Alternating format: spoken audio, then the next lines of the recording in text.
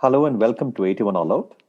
This is your host, Siddhartha Vaidyanathan, and I would like to thank you for taking the time out to listen to this podcast. We are a crowd-funded endeavor, and you can support us at coffee.com.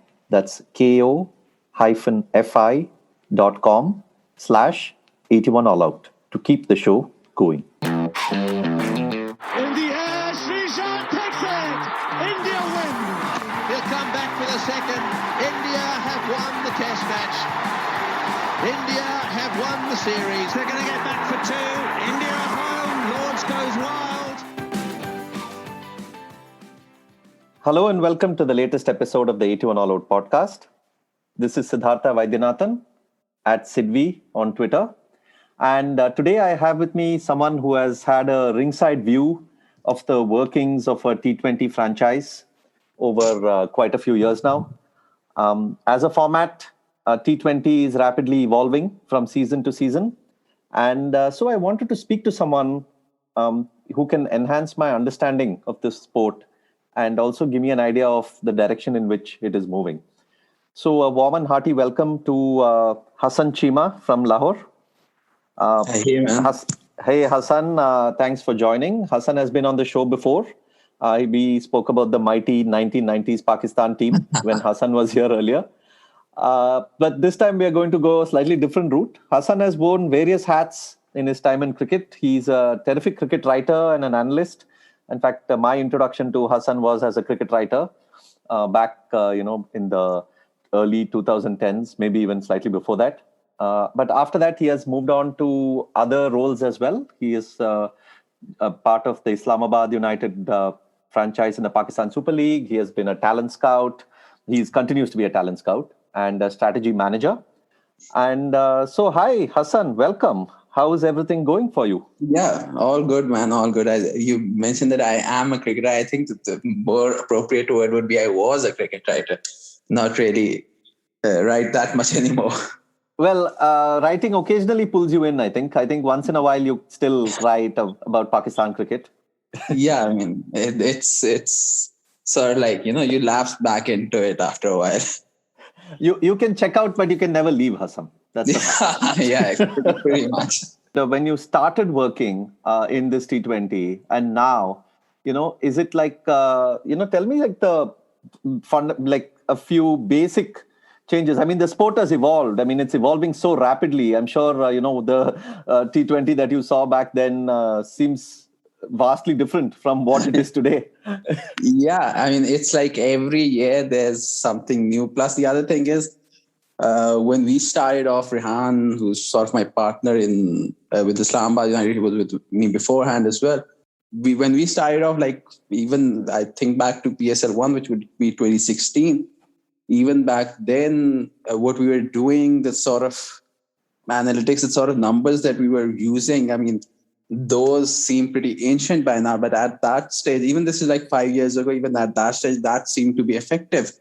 But now you see like every year, it's sort of like all of the other franchises have pretty much reached the stage or gone beyond the stage that we were at PSL 1. So you have to consistently try to be one step ahead. And it's not just that you're competing with the other 5 franchises in PSL. It's sort of like not really competing, but like you learn from franchises around the world. You look at, say, the England national team or the West Indies, and you try to incorporate as much of what they're doing as possible. You look at Perth. Scorchers was a template that a lot of teams used back when Justin Langer was their coach.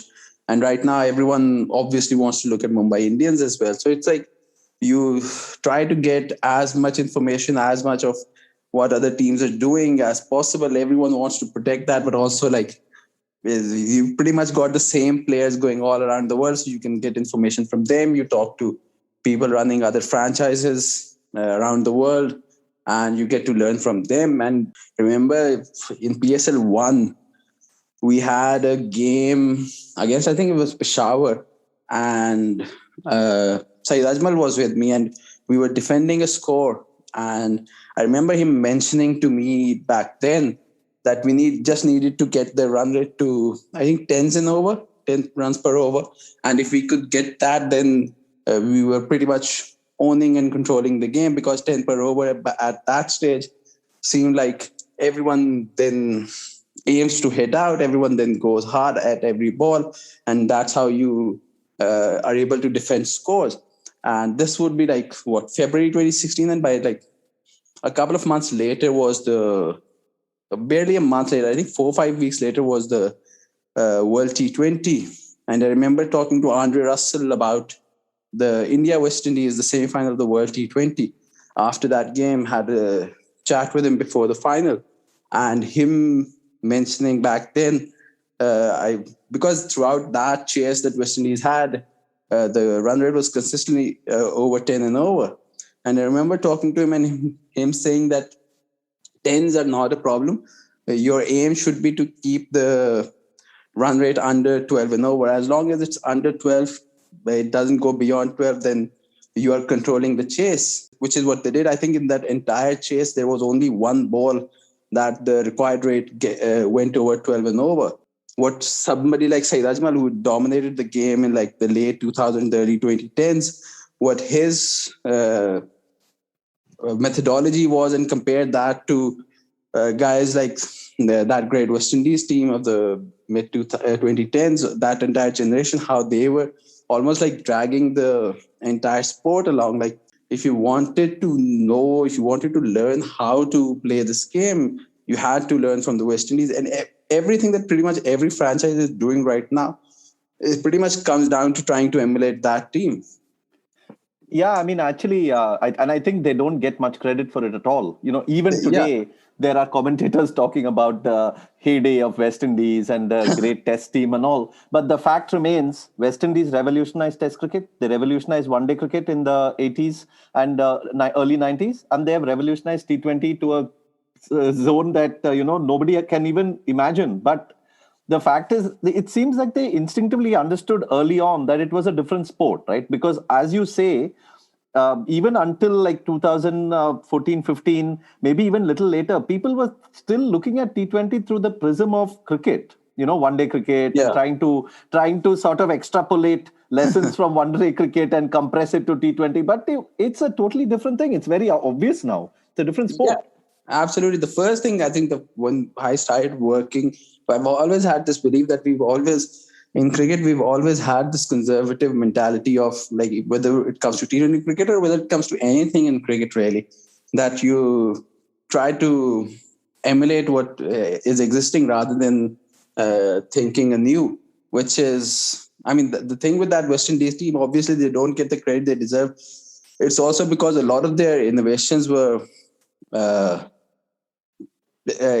lot of the things that they did were also intuitive, but also they were also like, they were ahead of the game. They were smarter than everyone else when it came to T20 cricket. And that's just not a narrative that is shared in cricket commentary or cricket writing circles. And there's like a lot of, racial discourse that goes into that as well. Oh, like the Caribbean swagger and power and all that. Yeah. Swagger and power and like beast and and even that famous talent. Mark Nicholas, faux pas before that final that World T20.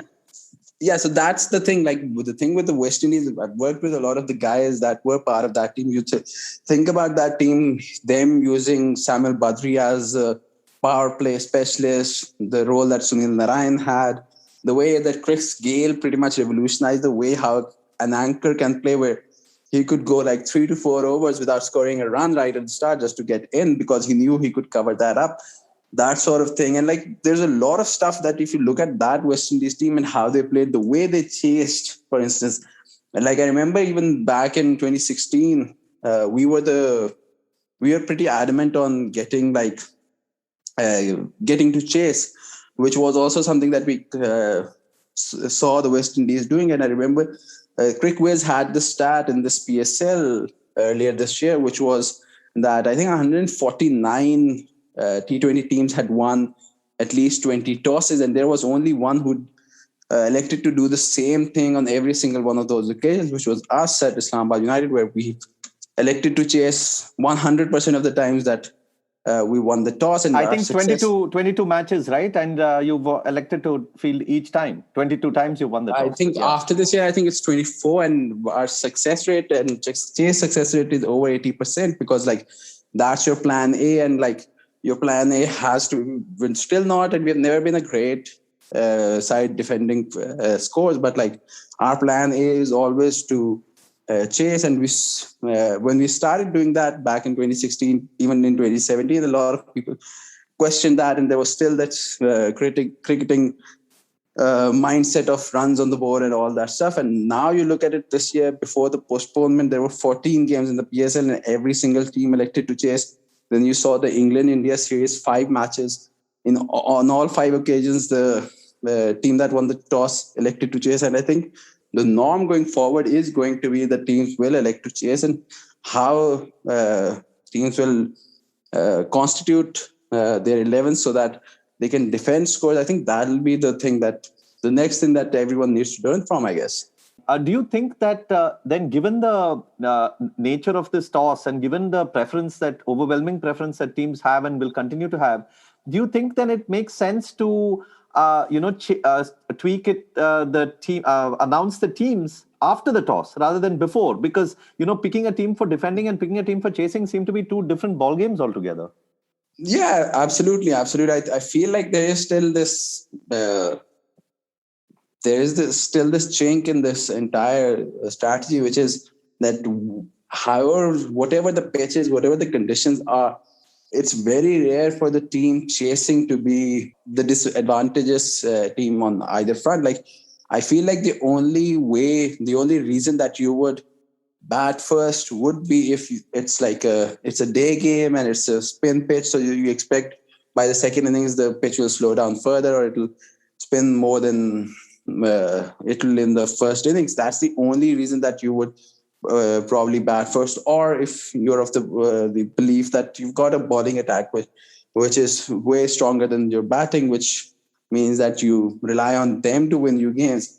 But more often than not, we'll see this even during this IPL as well, going forward, that teams will over and over again elect to chase, because that is, especially the next stage, the guys who are like 25 and under right now, the guys who pretty much the T20 generation, they're so much more used to chasing, because the advantage that you have is when you're batting first, you don't know what the par score is. You don't know. You can have all your data, but like considering what the pitch will be, what the conditions will be, it takes a few hours for you to understand those.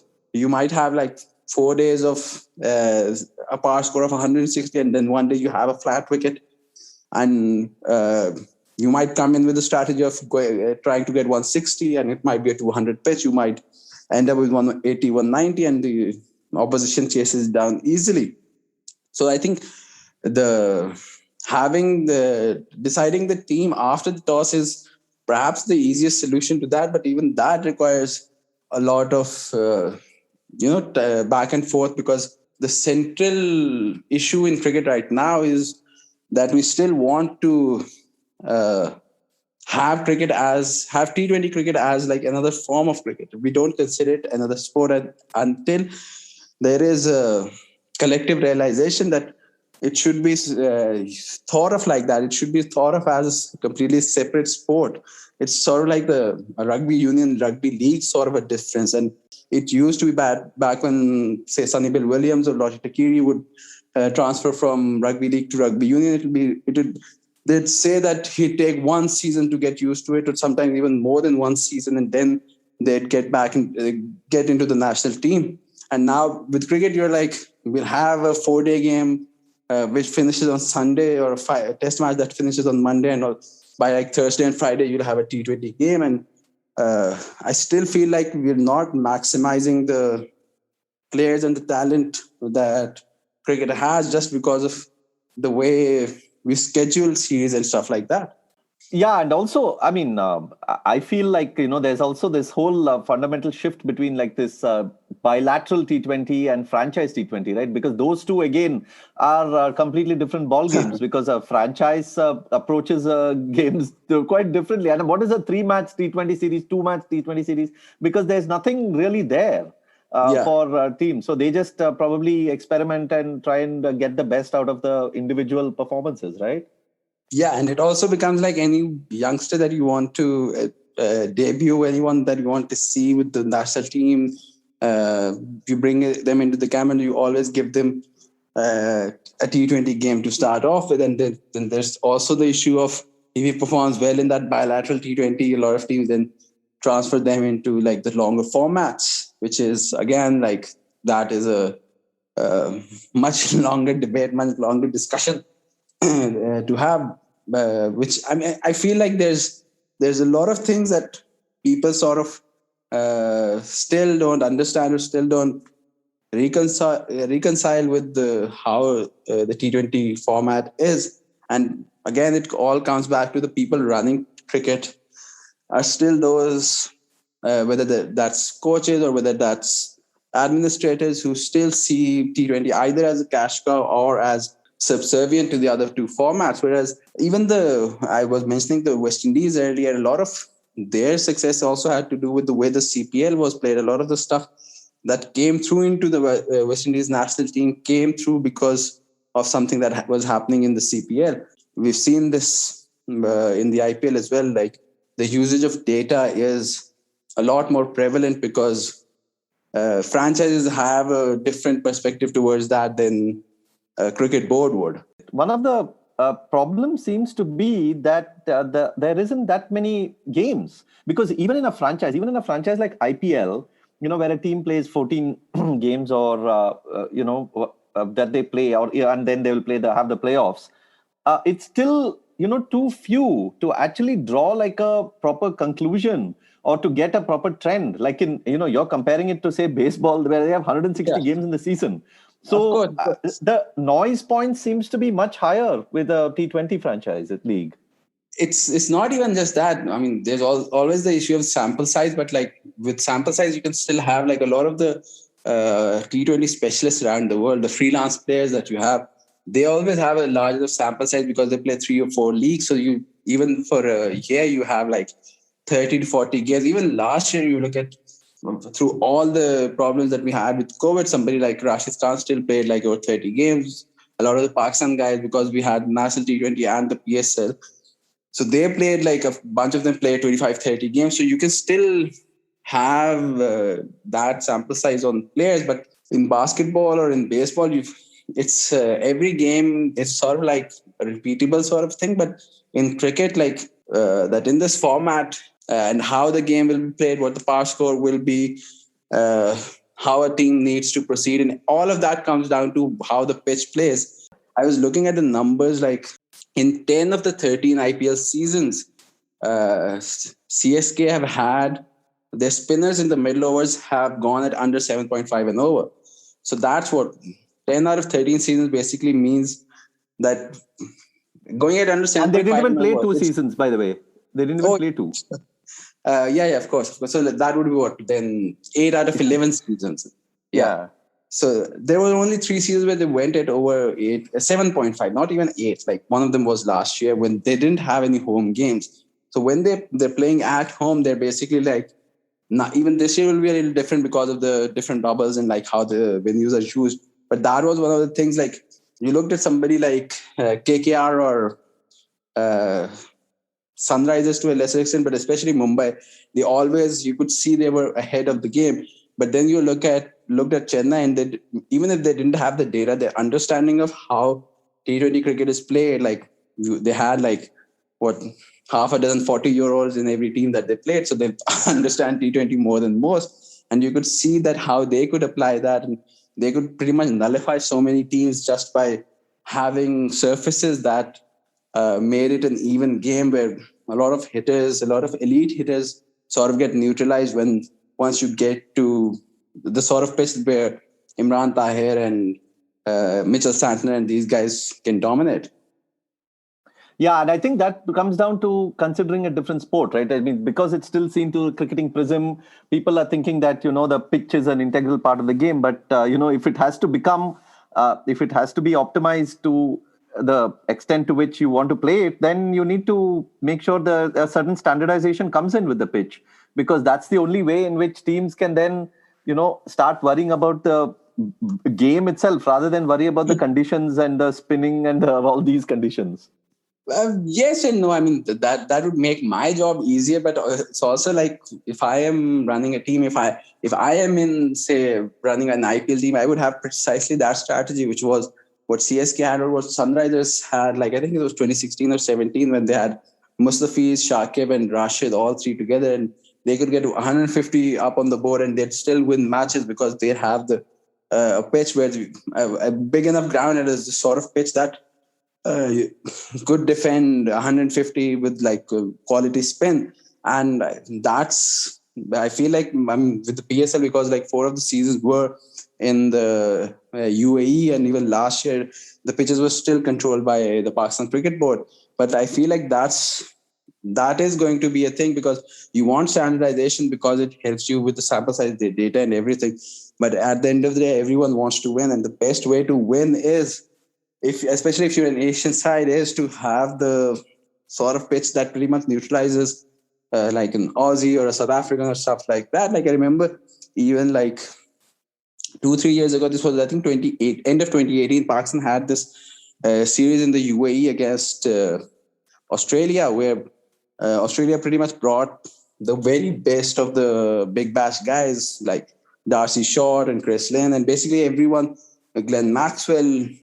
And I think Australia crossed like 120 like once in 3 matches, because they had Imad Wasim, or they had like spinners bowling in the middle with like Dubai. The Dubai pitch was like typical Dubai, which didn't allow any fluent stroke play. And I remember even one game, Australia were like 6 down within the power play because everyone wanted to play through the line, and there are certain pitches that don't allow that. Even if you look at last year, I was of the 50 highest run scores in the IPL last year, like 23 or 24 of them went at under 8 and over, because even with like Sharjah slightly skewing the numbers, like with Dubai and Abu Dhabi, even the best hitters in the world were suddenly they seemed mortal because of how Dubai and Abu Dhabi play.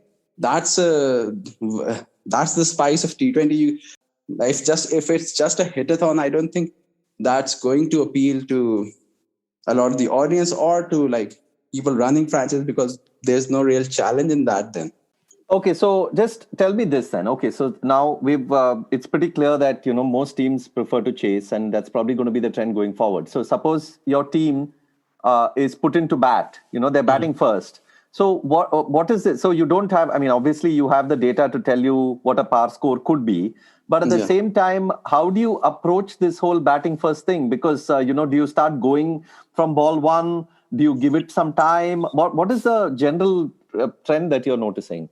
I don't think, Lahore aside, there's no team that's been bowled out more often for like 100, less than 140 than we've been, because we've had this belief since like the first couple of seasons of the PSL that you'd rather shoot for the stars and get out at like 125, 130 rather than on a flat pitch getting 150, 155. Yeah, sure, it might be good for your net run rate, but the best way to play if you're sent in first is to try to, whatever the pass score is, try to shoot way beyond that. We don't have an anchor up top. We have 3 guys up top who are just who have got like complete license to go out there and bang. And if you lose like 3 or 4 early wickets, only then we usually have like a middle order anchor. Like we used to have Misbah back in the day, the first 3 seasons, for instance, or like somebody like Ian Bell we had in PSL 4. Sometimes you might not need him, but if you're like 3 down after the end of the power play, then you need him to get to the power score. I remember when we won PSL 3, Misbah actually missed the playoffs, but even before that, he was almost playing as a specialist captain, which was we didn't have any top order collapses, so there was no need for him to bat. Thankfully, he didn't have any issues with it, but like that's the other thing, like you're dealing with like 18 or 20 or 21 human beings who've put their careers on the line. And like, this is, especially if it's the PSL, this is a chance for a lot of them to either cement their place in the national team or like get into the national team. And if you're a foreign player, you also want to still have this reputation where if you perform well here, you'll have better contracts elsewhere. So it's sort of weird in that way that you have to manage all of those expectations, all of those mindsets, as well as having like, the I mean, you mentioned baseball earlier, and I feel like the advantage that those guys have is like the distinction between the guys running the team and the individuals actually playing. The battle between them has pretty much been sorted out by now. It's pretty clear who runs those franchises, right? And that's not a thing that's going to be solved in T20 cricket even within the next few years. Yeah, so that brings me to actually some points here. So one point that I wanted to bring is that you mentioned in I think an interview for a piece that Tim Wigmore had written about how you are looking primarily at Islamabad United is looking at situations and not at batting numbers, and how you don't really worry set batting numbers and don't go with specialists for each spot, but you are basically allowing floating them wherever you please. And I think Shadab Khan was really successful as well when he was pushed up the order and all that. But somebody that has grown up in cricket, like test first class cricket, test cricket, I mean, how does that reconcile with those players? Because then it will require them to be so agile that may be against their instinct to start with. So how do you sort of deal with that?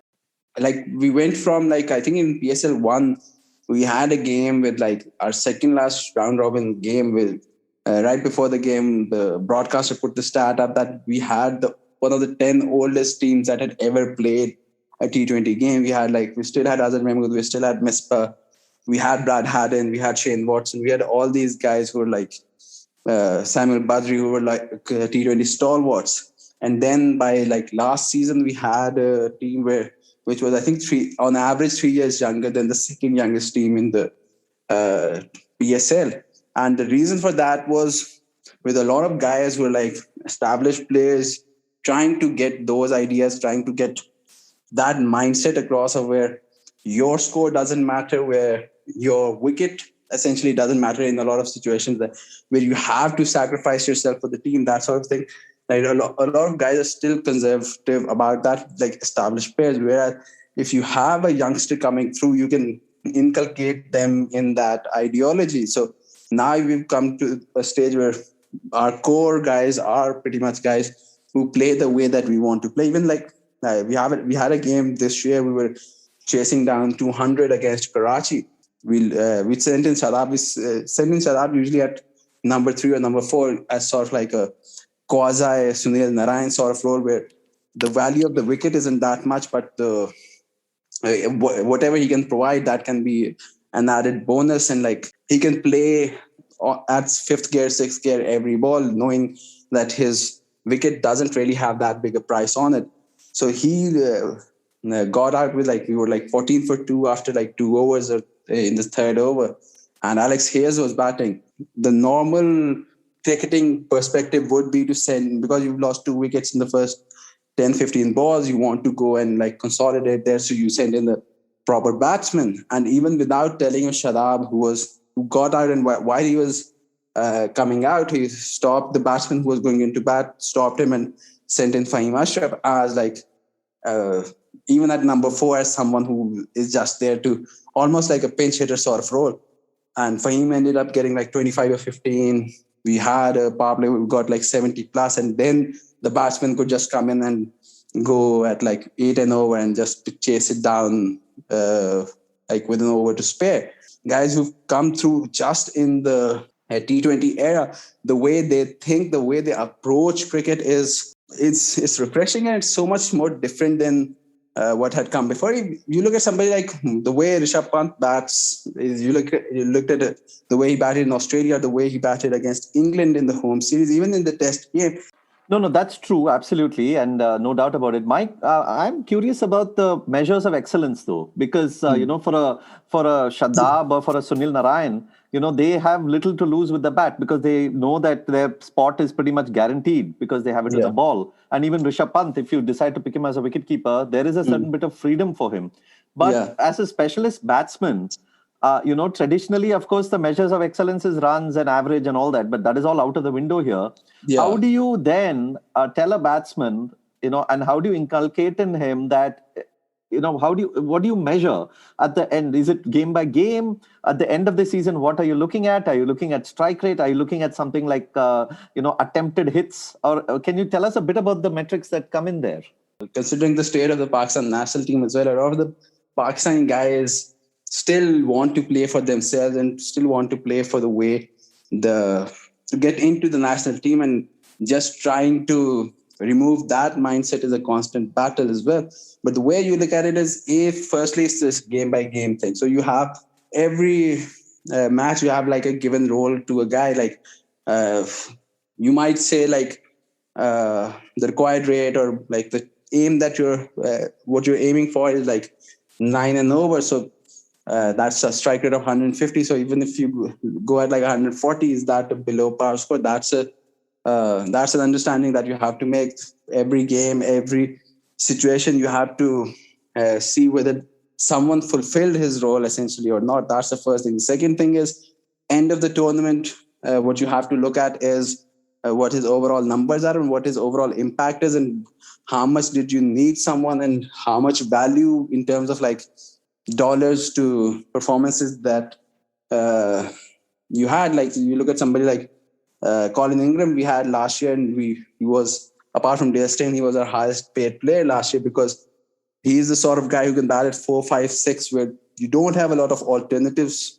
Whereas if you're talking about the top 3, like there's like 50, 60 guys around the world who can bat at an exceptional level, batting in the top 3. And we got him last year for that number 4, 5, 6 role. But he couldn't get enough game time, because like our top 3, which was Colin Munro, Luke Ronchi, and Shadab, they all ended up scoring 250 plus. So he suddenly, the guy you'd invested so much on, because he was so much better than the alternatives, he was not being used at all because of how good your top 3 was, and it's not his fault. So then at the end of the season, you look at his numbers and he averages 30 at 150, but where was there enough impact for him to win those games? Those are the decisions that you need to make. Like the one thing that Rehan and I are really lucky with is like complete confidence and support from the ownership group, which allows us to basically give guys tasks during the games, during the tournaments, knowing that come next season or come 2 seasons from now, it'll still be relevant. With a lot of franchises, like I talk to a lot of like data guys around the world, and guys get hired for a single season, and you can't really inculcate that idea in a player or in a team of like playing a certain way if you're just there for that one season. And if the player knows that his own position is more secure than the manager or the analyst, then he doesn't really have the motivation as such. Like it's a completely human impulse to, like, you can pretty much ignore him knowing that next season that guy might not be there. But whereas the lucky thing that we have is since like PSL 3, we've had pretty much everyone in Pakistan cricket knows that Rehan and I will be at Islamabad United. So it's sort of like, if you want to stay at Islamabad, if you want to play the way that Islamabad plays, you have to listen to us, or you'll end up another franchise. So a lot of that has to do with like the human relation and the conditions of basically franchise T20 cricket. Yeah, so one of the things that came up a few years ago was how some coaches were saying that captains actually don't want too much of intervention during the game, because then it becomes an accountability issue.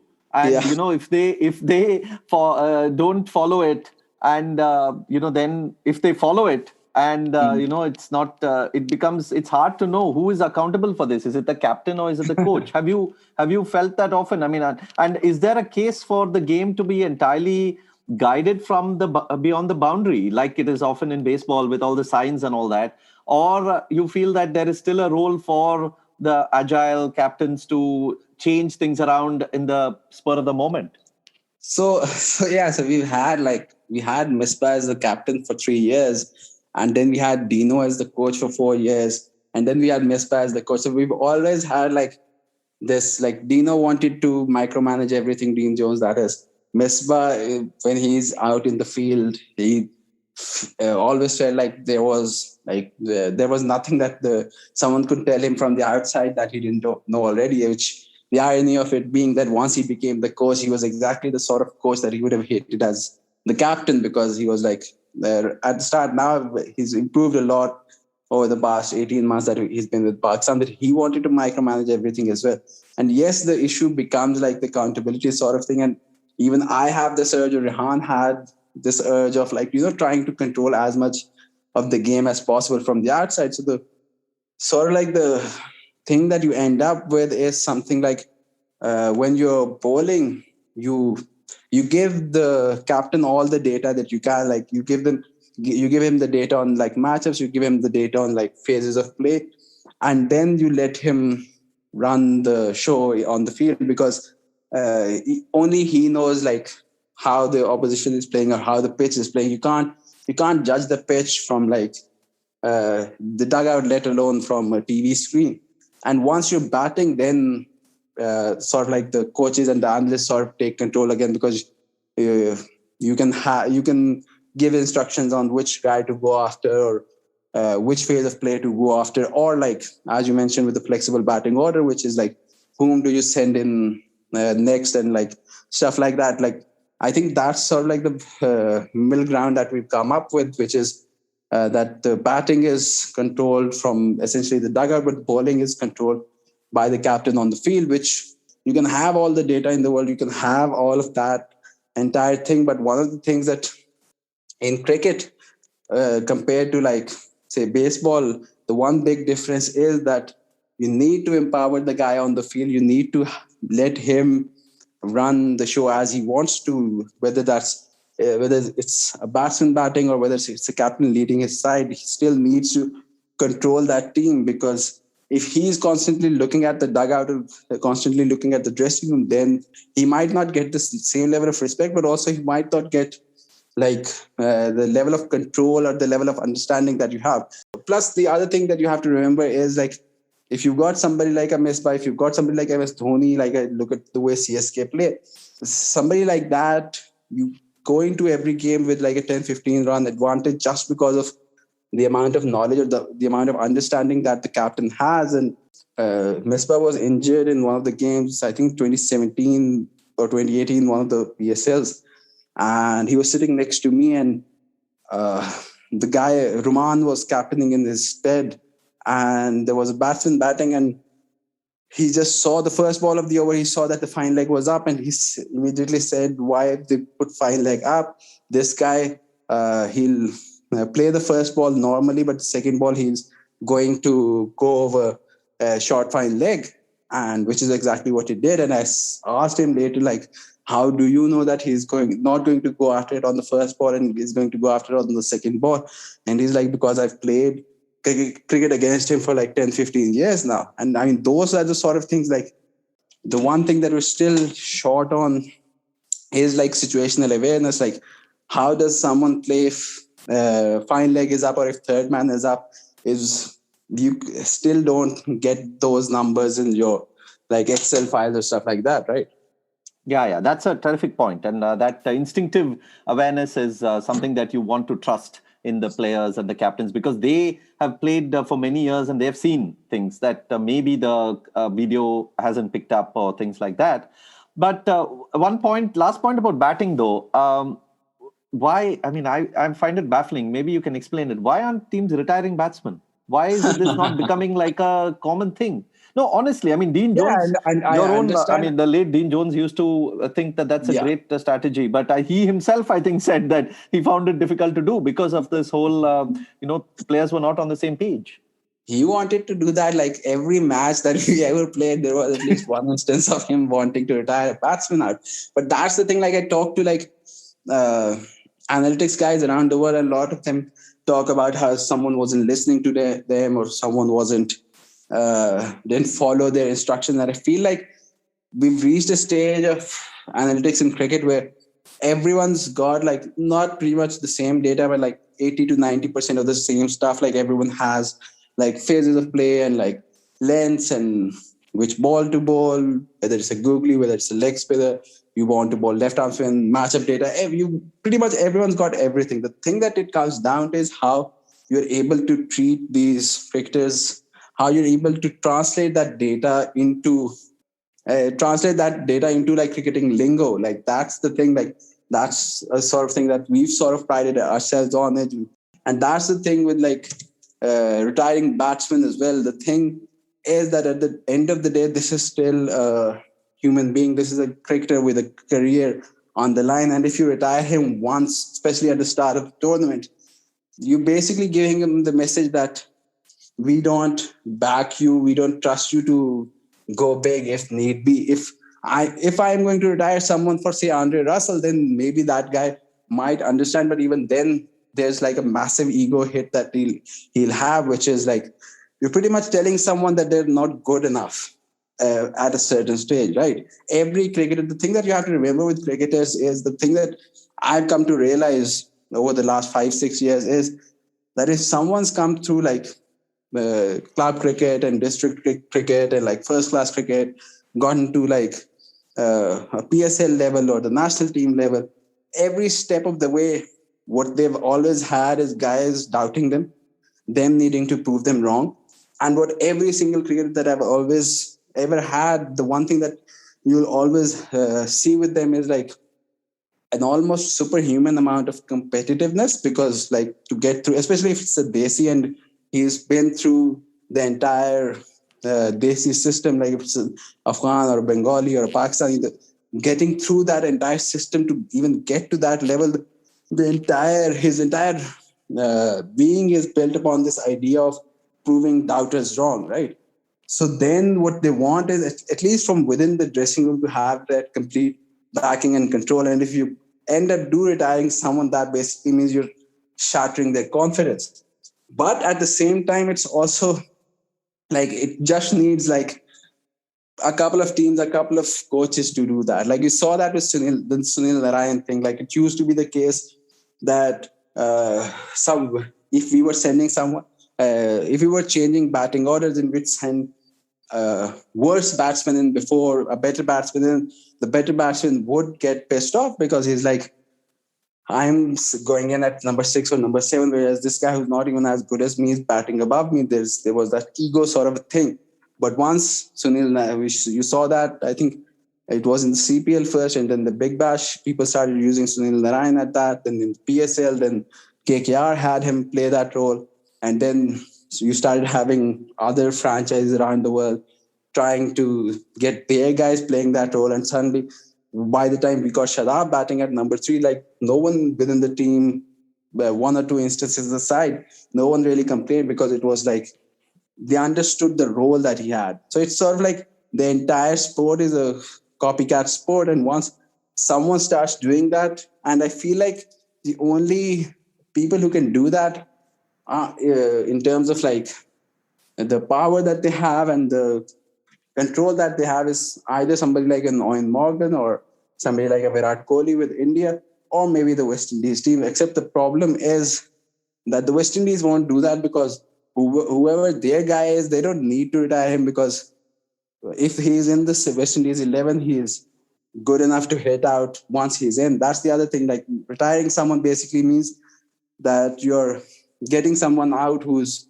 already in and sending someone in who is going to start afresh, which is actually the hardest thing in T20 cricket to even right now. You still see guys struggling like the first 5-6 balls. Even the best hitters in the world struggle with that. So you might see that with, say, the West Indies, but as I said, the formation of their team doesn't really lend themselves into that situation. They aren't ever in a situation where they've got someone in who's like not built to hit out. And similarly with England, like England might do that, but you look at that number 1 to number 6, number 7, and like there's no one who will ever require retiring as such. So then it comes to India, and like again, that's not a team that really requires someone needing to retire out, right? When you think about somebody needing to get retired, you think of something like the Ajinkya Rahane innings against the West Indies in the 2016 World T20. Except now the way the teams are being built up, you won't even have somebody like a Rahane batting in that 11. You might have a Yadav or an Ishan Kishan or somebody like that in that role. Who can hit out anyway. Yeah. Who can hit out whenever need be. Yeah, so which brings me to the reverse point, which is will teams start dropping catches more regularly to keep batsmen in rather than letting like an Andre Russell or someone come in? They do. They already do. Like obviously, it's you don't say that in like there's a lot of stuff that goes on, like the that you there's someone that you don't want wants the power play in the middle overs, for instance. You do want that guy to bat longer. Like at the death, we've seen when we had Andre Russell, that team would drop catches of our batsmen, knowing that the fewer balls that Andre has to bat, the better it is for them. So I think a lot of stuff that already goes on, but you can't say that like in public that we dropped someone deliberately, because like that, considering cricket's history of like the past 25 years of like cricket's history with corruption, like there's so many questions come up in that case, so you can't really say that. But I mean, that's another thing like Dino was ahead of the game at, where he would say that he would use the word tactical drop. Like you do use that sometimes, and I feel like and now when I'm watching a T20 game, sometimes you can see when someone is doing that deliberately. But I mean, those are the sort of things that already go on. So how is it done? Is it do the fielders make sure they don't get to the ball quick enough, or do they? I mean, how it must be a very subtle thing then. Yeah, it depends on who the fielder is. Like if it's somebody who's like a T20 franchise, like one of the freelancers that play around the world, then you'll see like, for instance, West Indian guys. Even you'll notice during the IPL, I don't know if there's that many guys playing this year or not, but again, as I said earlier, those guys are always ahead of the game. Those guys are the smartest when it comes to those things. And you'll see those guys sometimes not attempt a catch, or sometimes drop a simple chance of a batsman who's trying to hit out and is not really succeeding to do succeeding at doing that. But like with a lot of guys, if you got a Pakistani guy, if you got like a youngster, he's not going to do that, but because in his mind he's still fighting for his place, he's still fighting for his position, and like one catch drop might build a reputation of him being not a good fielder. So the only guys that can afford to do that are guys who are like established in their positions, which again goes back to the thing that I was mentioning earlier. Like a lot of the things even right now in T20 cricket are defined by the individual and his status within the format and within like T20 leagues around the world. Like that defines a lot of how much leeway that he has and how much he's going to experiment, or he's going to be willing to do things that are completely out of the box. Interesting. So, okay, so let's, we've spoken quite a bit about batting and strategy. Now, in terms of bowling, I want to know, one of the quotes that you gave again to Tim Wigmore in that piece, which I linked to, was your bowling plan must simply be what the batsman doesn't want. Nothing more complicated than that. Yeah, and you figure out what a batsman doesn't want from looking at video analysis and data, I'm assuming, right? Yes, but it's also like I mean, I can say that because like there's no secret to it. Our plan in the first, I mean, it's however much I want to look at it as a different format or a different sport altogether. You think about the way that our opening plan A in the PSL that just got postponed was that within the first 3 overs, what was our strategy? To bowl top of off stump, fourth stump line, outswing with like a slip in place. Like at the end of the day, the fundamentals of cricket still succeed because everyone's technique and everyone's style of play is built upon a foundation of like red ball cricket, right? So that's your plan. Your plan A is to start off, whether that's the power play, is to go for like a red ball line, essentially, a red ball length. And once you're outside of the power play, then it comes down to matchups. If you've got like a guy who struggles against left arm spin, you'll go a certain way. If you've got a guy who's struggles against leg spin, you have like 6 or 7 options. You have a left arm spinner and leg spinner, whatever the case. You try to have an off spinner as much as possible, and you try to have a left arm seamer as much as possible. But even then, the data, you can't follow that blindly. You have to be, like proactive in that and see, because a guy might struggle against a certain type of bowling, but he might also be working on that in the nets, and you might get him, like somebody might struggle against leg spin, for instance, and your data says that. But imagine he's been off for 6 months playing due to COVID, and back home he's just been playing leg spin. So what do you do with that? Like, I remember I was talking to a batsman, not with our franchise, but with another franchise. Like, I helped out a lot of guys at other franchises with the data, like in the off season, because if someone wants my help, like, I'm more than willing to help them with that. But I remember there was this Pakistani batsman who asked me about his data breakdown, and I looked at it, and I said to him that he struggled against, and he told me rather that he struggled against a certain type of spin bowling. So then I took out his data and his numbers over the previous 2 years against that type of spin bowling. He was averaging 116.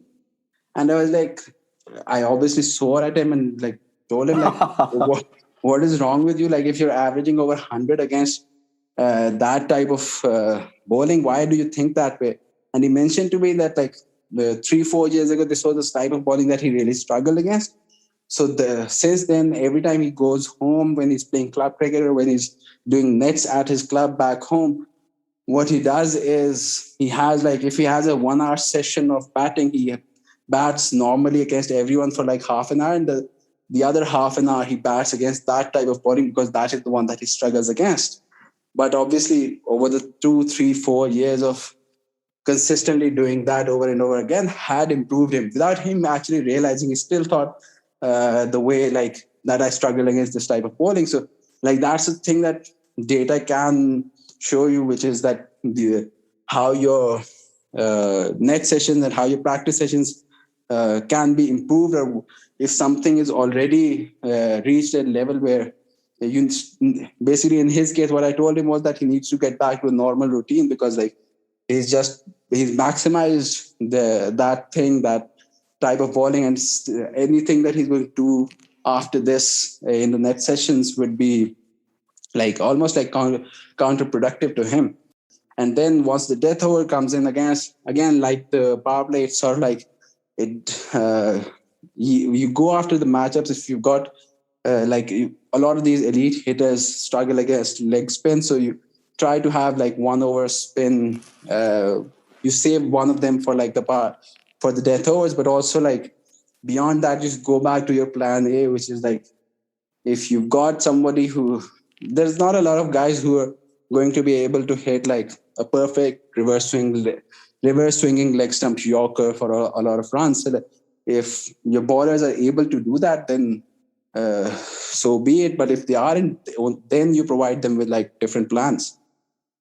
So what is, again, coming to the measures of excellence, I mean, obviously, Test cricket has a certain way in which it has historically measured bowlers. And that's, Glenn McGrath is perfect for Test cricket in so many ways. But Glenn McGrath may not be perfect for T20, because if a batsman depends on how you use him. Yeah. Okay. Because but what I'm trying to understand is, like, what is a good over? Like, how do you know what is a good over?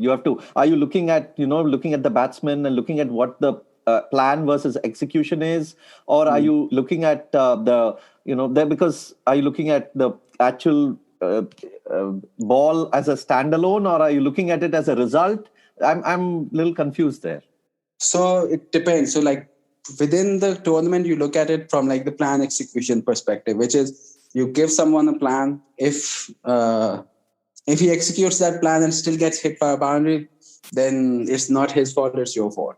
But if he's not executing that plan, then it's his fault. So, like, every single ball, every single matchup that you have, like, you've given the instructions on, that's the first thing. And it's not just like the way you bowl, but also like with like 90% of T20 cricket, you can pretty much see what's going to happen just based on how the field is set up, right? Like, if you've got like a mid-wicket, long on, square legger back, then it's going to be into the stumps, probably a cutter.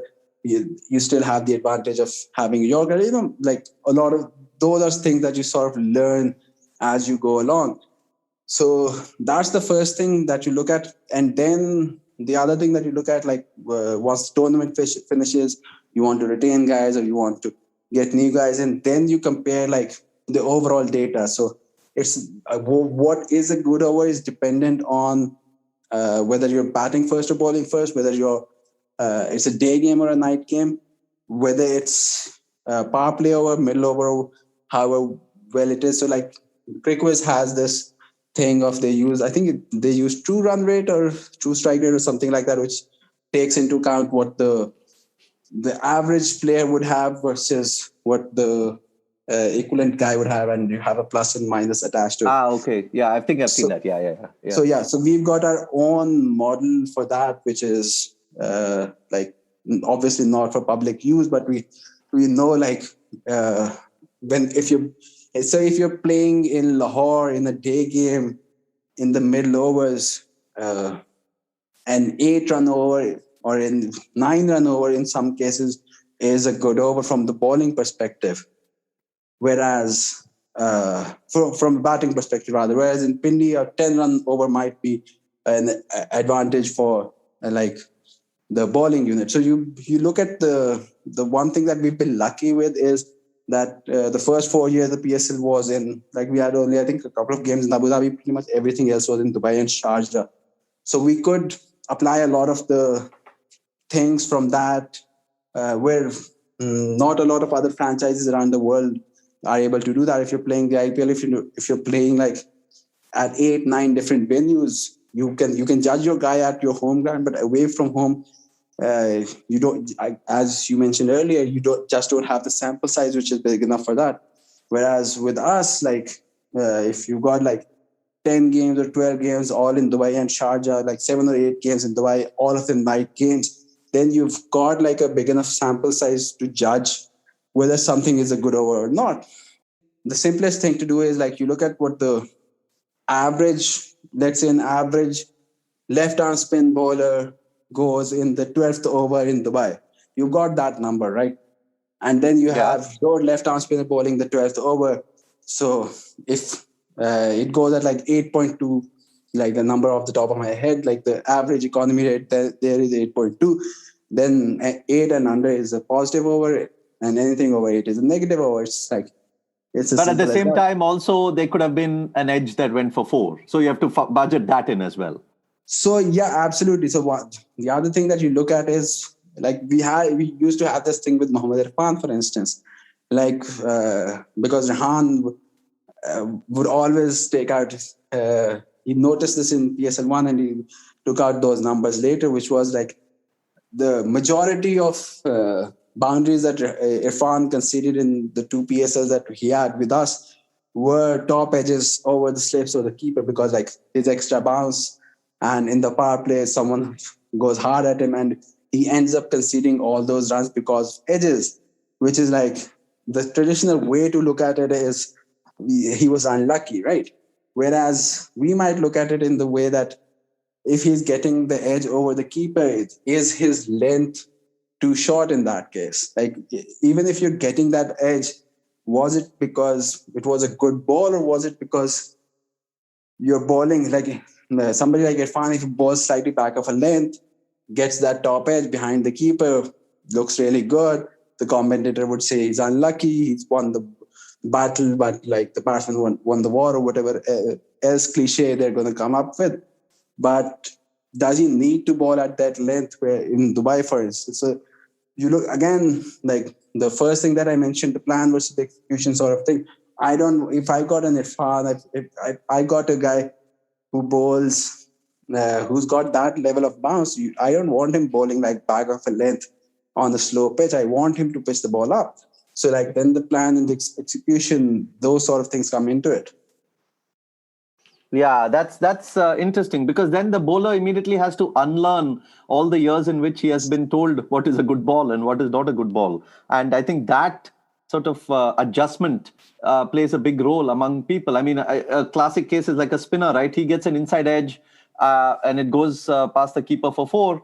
I mean, it's a good ball. He has beaten the batsman, but at the same time, had he bowled another length, whether it could have actually just gone for a single. That is the question to ask, right?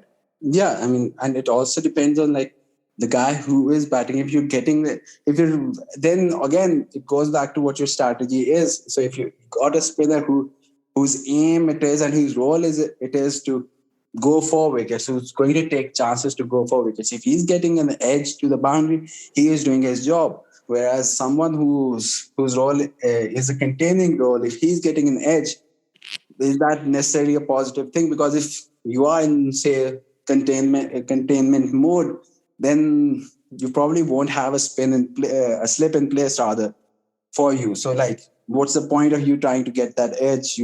You're far better off trying to attack the leg stump of the batsman rather than the outside edge of the batsman. And you mentioned like the unlearning thing, like that's the biggest challenge that you have. Like that's also the reason we look at like trying to get guys, like 17, 18, 19, get them into the dressing room, into that mindset. And like before the tournament starts, I have like a 1 hour conversation with every new guy that comes in. Basically, my entire aim is to try to make sure that they can unlearn as much stuff as possible. Like not just with like the way that the lens that you're going to bowl or the lines that you're going to bowl, but how you think about that your game as well. Like as I mentioned earlier, like whether it's a batsman or whether it's a bowler, the thing that you really struggle with is like trying to make sure that he's playing for the team rather than himself. Like you immediately realize like if someone is going for his stuff or if someone is going for his strategy, like you might see every other commentator talk about like how a bowler needs to give the ball some air, a spinner for instance, whereas his role might be that he needs to bowl like flat and quick. And if he's going to flight the ball, then that basically means he's taking a chance to try and buy a wicket for himself, even if that's not the team's requirement. So there are cases where someone gets someone out, and after the game, I still sit him down and I'm like, yeah, it worked this time around, but that's not necessarily, success. It might not be successful in the long term. Yeah, that's precisely what I feel, is a fundamental difference between the, two formats. I mean, Test cricket and to a certain extent, one-day cricket is a team sport that is played by individuals. So, an Yeah. individual is still looking for his personal, success. Like a batsman may be playing for the team, but at the end of the day, he's also trying to maximize his excellence. But in Yeah. a T20, the problem is when you try and maximize the excellence, and if the team is suffering, then it's no use. So I think a T20 requires everybody to be on the same page, even if it means to actually not perform to 100% of what they think is performance. Absolutely, absolutely, and you have to buy in. But this is the thing that we always tell our guys, which is we've had seasons where somebody might score 200 runs and in another franchise he might have scored 300 runs, but he gets selected for the national team based on those 200 runs because we're the only franchise which has won like multiple PSL titles. So if you win, if you play the playoffs, you play the semi-final, you play the final, even if you get like a 35 of 25 balls in that gives you more mileage than getting like you have visibility. Yeah. Then getting a 17 a round robin game, right? So like that's how you sell it to them, which is that basically if the team succeeds, then they'll need less effort to get their just rewards. And as much as my job is to deal with data analytics, it is also sort of like almost like a sports psychologist sort of a thing where you sort of need to understand every person, his motivation, his life story, and like try to maximize on that front. And even a lot of times, like you look at somebody like even Dale Steyn, like I remember like last year, our last game, I sat with him for like an hour and a half, where my entire concern was that we brought him in precisely to get us power play wickets, which was the thing that he'd been really good at in 2017, 2018, 2019. He's been the best in the world in 2019. But he wasn't doing that for us. And I remember him saying to me that I was trying to hold myself back because it's a new franchise. So I wanted to not go after wickets as such, that as the leader of the attack, it's better off if I go at like 4 overs, 1 for 30 than trying to aim for 4 overs, 3 for 40, and end up with like 1 for 45 or something like that. I remember telling him that like his role specifically was to get us wickets. I didn't care even if he went at 60 in his 4 overs. If he got me like 3 or 4 power play wickets, he was doing his job. But like, how did Dale Steyn respond to that? Was he perceptive? Did he have any concerns? How did he respond? So he took it like in his stride. Like the tragedy of it was like he said that he didn't realize like he was given that much leeway, and like he was now he was pumped up for it. And then he pretty much said like between the lines that don't worry, I'm going to win you the next game. And by the time the next game was happening, he was on a flight back to Joburg because COVID had hit by that stage. Yeah. But like so that's the thing. Like and again, it goes back to having those human relationships with all these guys. Like say somebody like Andre Russell, the best time to talk strategy with him is like at 3 a.m. in the hotel corridor with him having a cooler with rum in it. Like you can talk, he'll listen to you then far more than he would listen to you like in a net session or something like that, for instance, right? And even there's so much that you learn from all these guys. I remember the first PSL, the first time we had like the first couple of net sessions that we had. And I remember watching like Misbah or Shane Watson batting, and they'd come in and they'd have like a 15-minute session of like normal net sessions of like batting, of like cover drives and forward defense and all that stuff. And then they had like 10, 15 minutes of power hitting. Whereas you had Andre, and Andre would not do the normal batting session, if you could call it that.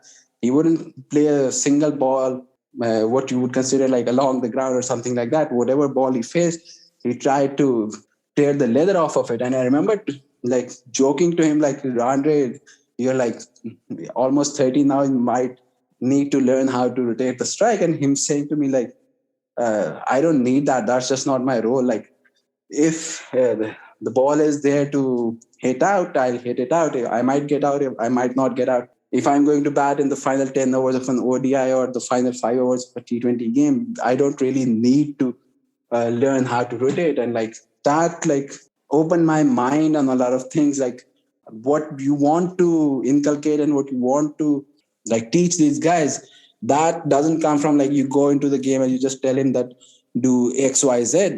It needs to come from like the way they prepare, the way you're preparing in the net session, how his batting sessions have been. If you are, so for instance, if you are looking at somebody, the next game you're going to bat up the order because the other team has like 2 left-arm spinners and you're good against left-arm spin, then the 2 net sessions beforehand, that guy needs to have like half an hour or more against your left-arm spinners, just getting his eye and getting used to that sort of thing. So again, it goes back to, as I mentioned with those West Indian guys, like the way they prepare everything that happens on the field is something that you've prepared for in the net sessions or you've prepared for in the fielding sessions. Yeah, so the question I had in terms of strategy, I mean, this is very interesting because, what you are saying clearly means that, everything has to be as per the individual and not necessarily, you have to look at each one's background and each one's mindset. So you also said in that, piece that you said, for example, you said if somebody like Darren Sammy is batting, then you may either bowl him spin, or if it's pace, then it has to be length or bouncer because you don't want to bowl him Yorkers because his technique is geared towards Yorkers. So you have like obviously specific plans for specific batsmen. But given all these plans, suppose the bowler follows all these plans and still gets hit, then how is the response like from both you and the bowler and everything? Well, in that case, it's like you give him a pat on the back and you tell him, well bowled, hard luck, and just try it again. But in a lot of cases, it's like he has his plans, you have your plan, and you sort of have this negotiation of sometimes it'll be like, follow my plan. If it doesn't work, then you still have the fallback option of your plan, right? And in some other cases, it might be, okay, do what you want to do what like feels natural for you, to follow your strength. And if it doesn't work, then the backup is my plan, which is from the data, which says X, Y, Z, right? So you always have a plan A and a plan B, and how you're going to negotiate that depends on the bowlers, depends on the conditions, depends on the batsmen and stuff like that. And if either of them are not working, then it's like you go to the captain and you're like, save him and save me, essentially, right? Like, Yeah. and with a lot of Pakistani guys, it's pretty easy, because it's like, if his plan doesn't work and if my plan doesn't work, then he'll just go in and try to bowl as many Yorkers as possible, because that's just something that, like, when in trouble, bowl a Yorker. when in trouble, bowl a Yorker, yeah. And you see that, like, a lot of times, like, even within the power play, if a team is like 50 without loss after 3 overs, the guy who comes in to bowl the fourth over might start off with like 3 Yorkers to start off with, which is counterintuitive, because like the white kookaburra is going to swing for like 3 or 4 overs. And if you're going to try and minimize that, even That one has to also watch out about the breakdown of trust, right, between the management and the player, because suppose that's everything. no, but I'm That's saying, everything, man. suppose you are giving a player plans and for 3 games it does not work, then what if he stops trusting you and he says this fellow is just talking nonsense? Yeah, that's essentially everything. Like, I can tell you, there might be like 30 other franchises around the world who might have better numbers than us, but the confidence that I have in being able to translate those numbers, especially to Pakistani or Desi guys in general, but I understand, like, how a guy from Waziristan would think, or how a guy from Sialkot thinks, or how a guy from Lahore thinks. Like, it's You sort of like, understand the backgrounds. Yeah. you understand their life stories, you understand their backgrounds, you understand, like, there's a guy, you need to know what he was doing as a 14-year-old, the sort of relationship that he has with his parents, and all of that goes into it. And the thing that I've seen, like, I talk to other guys and they're like, I tell this guy XYZ and he doesn't listen to me. It's like, you need to have that relationship. You need to have, like, I always struggle with, like, foreign guys coming in, and what I try to have is, like, before the tournament, I have like a half an hour, 1 hour session with the guy, trying to understand his mentality. I usually have all his data with me and understand his cricketing perspective. But one thing that I am lucky with is, like, I can talk to most guys from like most places around the world about non-cricketing subjects, right? And that is where those relationships are built. You can talk to anyone about cricket all day long, but that relationship, that trust factor is built on, like I remember talking to, since we mentioned DSTN earlier, I remember talking to DSTN about like a novel written about Karachi police in like 2014, 2015, and like narrating the story of that to him.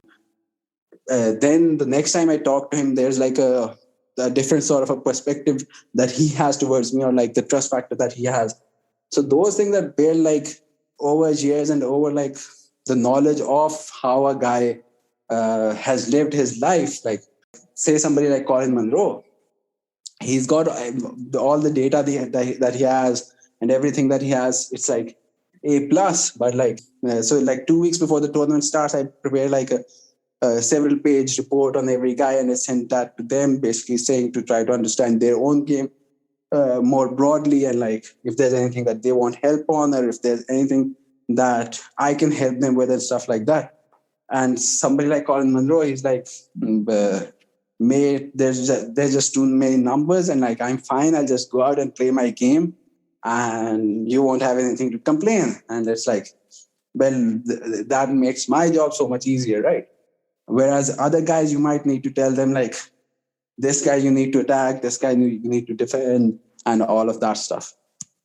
Yeah, absolutely. I mean, that trust factor is amazing, and it's great. The point that you mentioned is fantastic. It's that, it's in the non-cricketing discussions that the trust and the relationship gets built up, which then can come of use in the cricketing discussion. Talking about which, tell us a bit about the scouting as well, because I know that you have so many stories of these spotting these players and picking them. I think Shadab Khan is a very, as a thing that you have mentioned before. If you can pick out, like maybe talk about Shadab or a couple of examples, and how what you saw, again, talking about measures of excellence, what you saw and what sort of drew you to that, and how you built that relationship, with maybe like one specific example. So, I mean, I can use multiple examples. So you look at like So one of the things that the PSL has is you need to have one emerging player. And it whether you're going to go in with 11 guys or 10 guys is dependent on how strong you are with that emerging player. And we've had, I think, like 7 or 8 of our emerging players go on to play for Pakistan. Even right now, Wasim Wazir, who is our emerging player this year, he is with the Pakistan team in South Africa right now. Even though he's had like half a season of first-class cricket and like the PSL, he's played like 4 T20 matches in his entire career. He didn't even make his T20 debut before he played with us. But we didn't look at like if he has T20 experience or not. If he has the raw materials for that, then he's ready for it. But in Shadab's case, it was like, I remember watching him in the Pakistan Under 19 World Cup, and like I was like, fine, like that, nothing really jumped out as such or anything like that, right? But then you looked at his numbers, and I remember the Under 19 regional tournament that had taken place. Like the second to the fifth highest wicket taker that season had between 17, 18, and 19 wickets, and the highest wicket taker had 32 wickets. And that's the sort of thing that you look at the table and like you're taken aback by it, because it's like if the difference is so vast, then there must be something right. So that's how, and we were pretty lucky because there were 6 spots, like 3 other franchises had emerging spots before that, because we had won the PSL the previous year, so we couldn't have a high draft pick as such. So we just retained our guys from the previous year, even in the emerging category, because it was like we're not going to have anyone good in emerging anyway. But we had him shortlisted that in case no one picks him up, which was what happened. And then once the tournament started, we put him under Samuel Badri and Saeed Ajmal's wings. And then the other thing is, like before the tournament, we had a warm-up game against at the ICC Academy against the UAE national team, and he went for like 3 for 16 in his 4 overs there. So then we had an inter-squad game, and so I was in charge of like making the teams, how 2 teams are built and stuff like that. So I specifically remember putting him in one team, and the other team I had Misbah, Shane Watson, and Shajil Khan, all 3 in the other team, because I wanted to see how he reacts to bowling to elite hitters of spin, which all 3 of them were at that stage. And even in that game, he went for like, I think 15 to 20 in his 4 overs. And once you've seen that, you're like, okay, then that means there's something that is working there. There's something that is like a little special there. Then you play him, and like he had a huge peak, and then he's had a pretty bad 2019, and he's sort of like recovering from that. And it's the other thing that you have to remember with a lot of like young guys is that there will be peaks and troughs until someone's like 24, 25, 26. He is going to be inconsistent, and that's something that you have to be willing to accept and willing to deal with. Like that's why you have experienced guys in the team. The job of the experienced guys in the team is to be the consistent guys, whereas the youngster is there. He might win you 1 game and he might fail in 3 games, but like that is to be expected. Like no one at 2022 is going to perform the way a 30-year-old is, and that's a difficult thing to accept when you're building a team. But like eventually you have to sort of realize that. So and as far as like your initial question of what you're looking at, like if it's a fast bowler, I mean, at the end of the day, I'm a Pakistani, and like the one thing that I look at is if a guy is quick enough. If he's quick enough, like everything else is secondary. Pace like is pace, yeah. Pace is pace, yeah. Like, I mean, that's the thing that I love about this format is that we've had this resurgence of like pace is pace again. Like we've gone from like, I remember even 7-8 years ago, once I started covering Pakistan cricket, I remember there was this guy, Ahmed Jamal. He was playing for Pakistan A because he'd won a speed gun competition. He bowled like 145, and like Pakistan was really lacking that real quick fast bowler. And you look at like 7-8 years later now, and I was just looking at something, making something a few days back, and basically there's like 8 or 9 guys in the domestic game right now who consistently bowl 140 plus, which only happened because of T20. Everyone wants to have a Haris Rauf or Mohammad Hasnain or somebody who bowls like close to 150, and you see the same thing in England, you see the same thing in India, and you're even starting to see that in the West Indies with Shane Thomas and guys like that, like guys bowling real fast coming back in. So that's the thing that you look at once you're looking at fast bowlers, once you're looking at spinners. It's like you're looking at their temperament and you're looking at how much variety he has. And if you're looking at batsmen, it's sort of like I've still not really landed a batsman as such, and sometimes something is right and something goes wrong. So I trust the numbers rather than my eye in like batsmen. Okay, the interesting point about bowling and fast bowling. One of our listeners, and of course he's also a column. He writes for Cricinfo and all that. Himanish Ganju. He actually had a point. He said that he notices that high pace at hard lengths is becoming a potent weapon at all stages of T20. It is not necessarily the beginning, middle, end power play. He's saying that he's seeing this teams use this across, especially if they have a really fast bowler. Is that something that you are noticing as well? I mean, we were doing that even back in 2016. Like, again, it depends on the resources that you have, right? So we had Samuel Badri and Muhammad Irfan back then, so we could use somebody like Muhammad Sami as, like, we call it a middle over specialist, which is a guy who comes in to bowl between the 7th and the 15th over and like balls consistently 140 plus, 145 plus, because he's trying to hit someone out at that pace. You might be able to do that at the death, because like the risk reward is completely in the batsman's favor. But in the middle overs, you're not going to.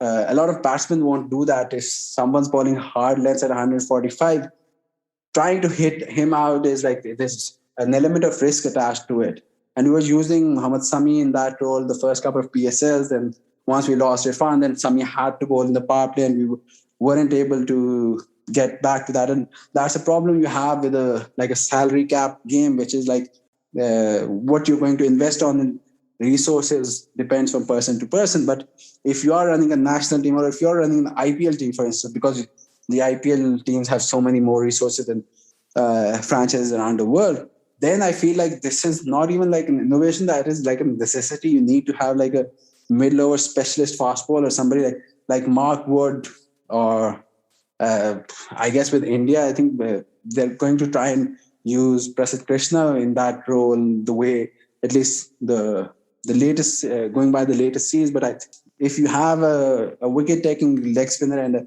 guy bowling 145 between, say, the 10th and the 15th over, I think you're going to win way more often than you're going to lose. Yeah, absolutely. So, so the thing is that in terms of fielding itself, and in almost towards the end, especially of each games, but even in the middle of overs, there's so much discussion that goes on in the middle about the field setting and what they have to do. The captain is constantly with the bowler. How much of that planning happens beforehand? How much of it is also a lot to do with thinking on the fly? And why is, even today, after all these years, cricket seems to still resist fielding stats? I mean, we still don't know how good a fielder is. I mean, of course, now we have things like runs saved and all, but even then, I mean, if you have to tell you how good a fielder is Jadeja, I don't have like 5-6 things to completely, like, comprehensively prove that he is perhaps the best fielder in the world. Yeah. So because firstly, regarding the fielding, I don't think that's a quantifiable thing, because the reaction to that is a behavioral thing. Like if you've got Jadeja fielding at, say, backward point, then the batsman is going to try to like slice the ball more, or like play it towards cover rather than play it towards backward point. Like, I mean, it won't come up in the stat as such, but you can see that in the field. You can see like the implicit presence. Yeah. So like those are so you just put like on your sheet that you have with them, you just put a plus there, or you just like you have your internal sort of thing that you did well here. But like with somebody like a Jadeja, with somebody like a Shadab, with somebody like Fabian Allen, even a Glenn Maxwell, them not challenging their arms, them not trying to hit a ball in an unnatural position because they want to avoid that failure. Those are the sort of things that these guys end up affecting the game at. Like, no one is going to challenge Jadeja's arm. So, like, it might be a 50-50. It's a single, you're looking for a two. In like 90% of those cases, that might be a double, but like with Jadeja, you might not want to take on his arm. But does that count as a run saved, or does it not?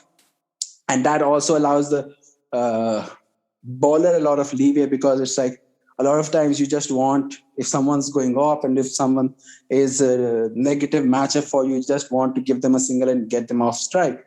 Whereas they'll always, on a good ball, they'll always look for a two so they can all be back on strike. And in those cases, having somebody like a Maxwell, having somebody like a Jadeja really comes into those sort of things. So, I mean, those are things that are not really quantifiable as such. Again, yeah, absolutely. So, totally agree. And it seems that, a lot of it is also a bit of buying time, right? You also want to, it's also psychological. You don't want to, rush in and make a hasty decision. So you're giving the bowler a little bit of time.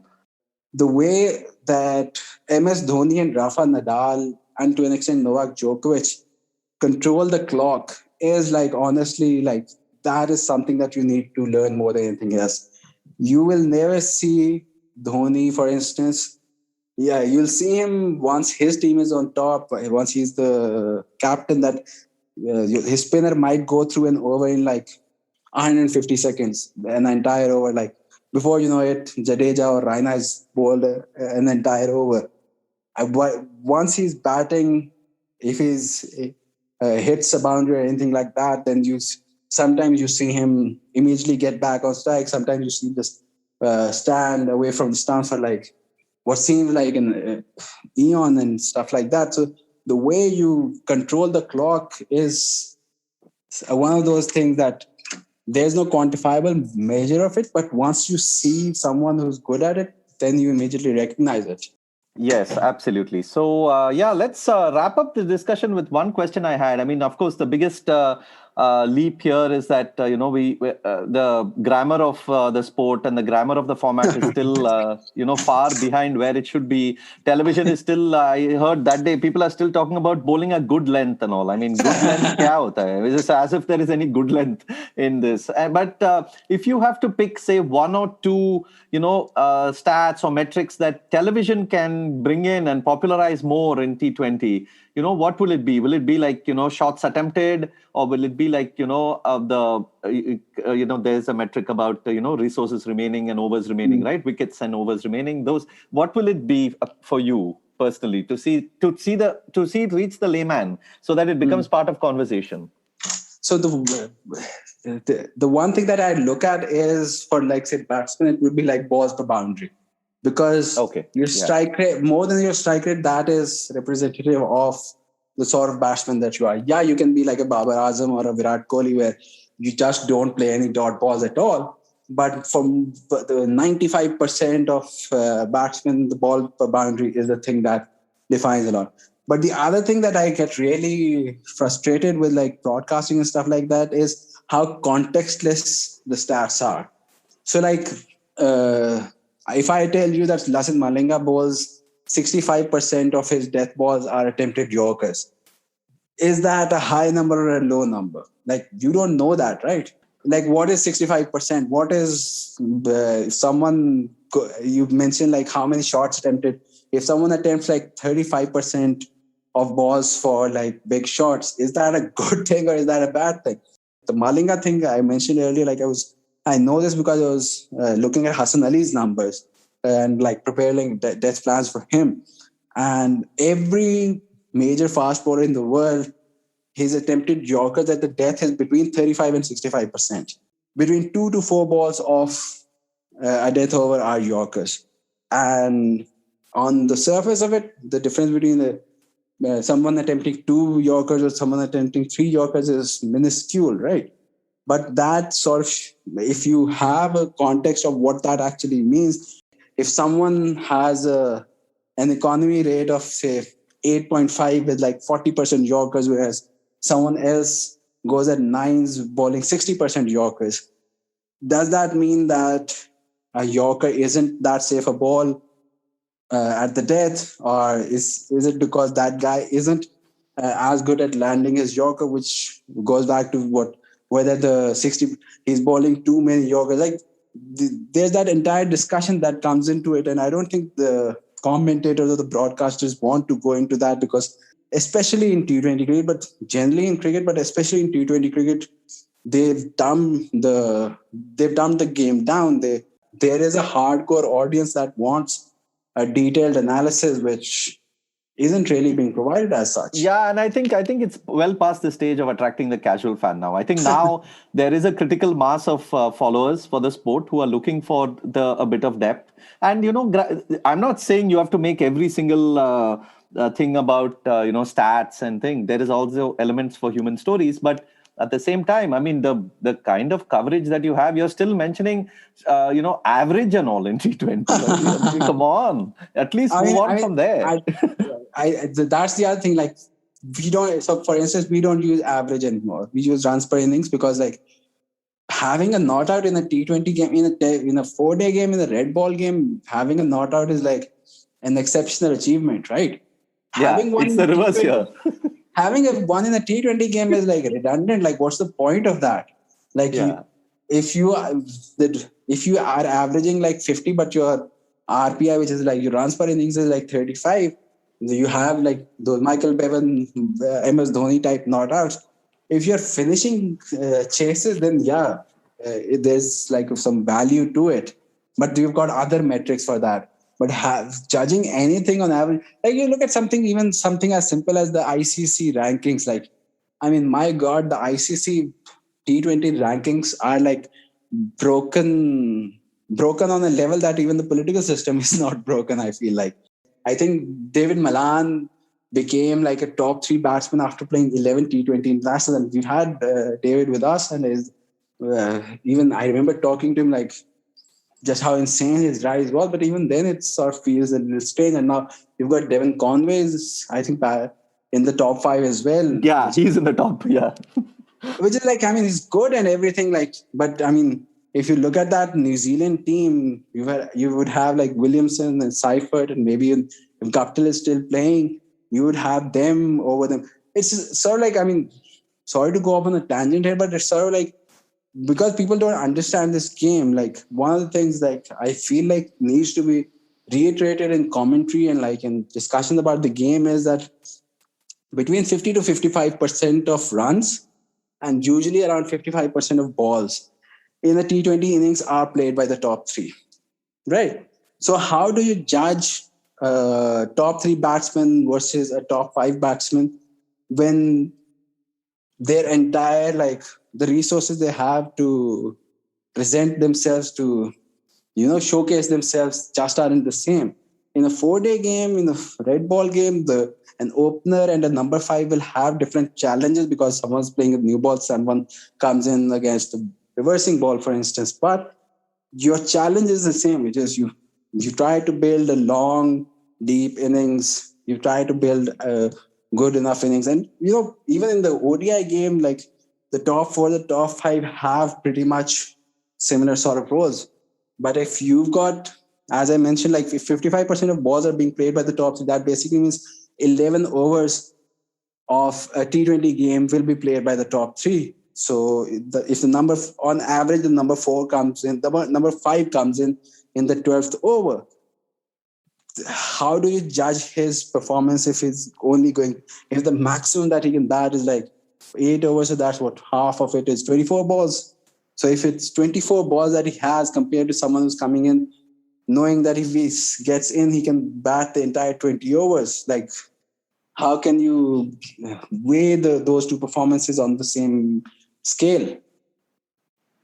Yeah, it's very tricky, but I think there are ways to definitely figure it out, and TV can get out of their prehistoric mode because that's the only way the language is going to reach the average fan, and only then do people start talking about it and recognizing it.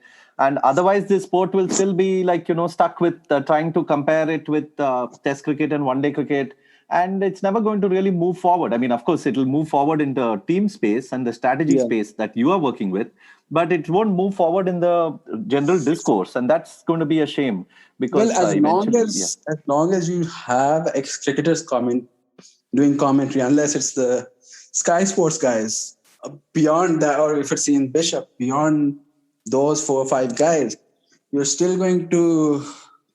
Yeah, you're still going to hear people say you have to put a price on your wicket. You've got to put and like every time you take a single after hitting a six, that's apparently good cricket. And like more than anything else, the thing that really frustrates me is sometimes I'm looking at like highlights of RPSL games, and you have like, say Shadab is bowling and someone doing commentary says Shadab needs to give the ball some air, give it some purchase. And then you look at the game and it's like, you look at Mujib Zadran, you look at Imad Wasim, look at Rashid Khan. Rashid is probably the perfect example of that. Those guys rarely go under like 90 kph. Usually they're between 95 to 100 kph. Rashid balls faster than any leg spinner has in like the modern game. Like people used to talk about Anil Kumble balling flat and straight, and like Kumble might as well be Adil Rashid in front of like the pace at which Rashid Khan bowls. But like you won't, no one is going to say that Rashid needs to give the ball some air, right? Because like Rashid is now a proven commodity. But if someone new comes in and wants to bowl at that pace, you'll hear the same guys talk about he's not giving the ball any air. He's not getting a chance, giving himself a chance to get a wicket, which is like, I mean, that's the other thing. Like the one thing that I've learned the most in the past 6 years is about T20 spin bowling, and the biggest difference between the way commentary is done versus the way strategizing is done, the biggest difference is spin bowling in T20 cricket. Like I learned a lesson, which was that the difference between a guy bowling 95 kph and a guy bowling 85 kph is a bigger difference than a fast bowler bowling 145 versus a fast bowler bowling 130. Bigger difference in terms of how batsmen react to it? Yeah, bigger difference in terms of how batsmen react to it, bigger difference in terms of how their roles are. Like no one's going to charge Rashid because the pace at which Rashid bowls and the length that he has, you can't really afford to charge him. You can't really slog sweep him because even if he errs, he'll err on the shorter side. So the slog sweep is not really an option as such, unless you've got somebody like an Andre Russell who can just overpower that ball. But if someone is bowling like at the pace that Mujib bowls, at the pace that Imad bowls, at the pace that Rashid bowls, you can't charge him. They're pretty much like medium pacers. And if you're going to charge them, then that has to be a premeditated thing. And like, then you have to react accordingly. Obviously, you've got like, I mean, the premeditated thing, like it's the things that somebody like an AB de Villiers does. Like, I've seen him do things which are like scarcely believable, but the way like spin bowling needs to be understood. Like Samuel Badri was doing this in the 2012 World T20, right? The new ball, non-spinning, really fast power play specialist. And it were like 9 years in, and we still don't really understand his role or what he was doing. So it's like, I can't really have much hope with commentary on that front. All right. So yeah, maybe, it is through these tiny podcasts and discussions, maybe we can make a small difference. And this has been amazing. I've learned so much about the sport. And Hassan, thank you for your lovely insights. Cheers, man. Cheers. That brings us to the end of another episode of the 81 All Out podcast. If you enjoy the work we do, please support us via coffee.com. That's ko-fi.com/81 All Out. You can find the link in the show notes, and it will allow you to either set up a recurring monthly payment or throw in a one-time contribution. Also, please subscribe on iTunes, Spotify, Google Podcasts, or wherever else you prefer. It would be great if you could leave a rating and a review so that more people can find us. As always, we would love to hear your thoughts on the work we do. So please send us your feedback. For two, India home, Lords goes wide.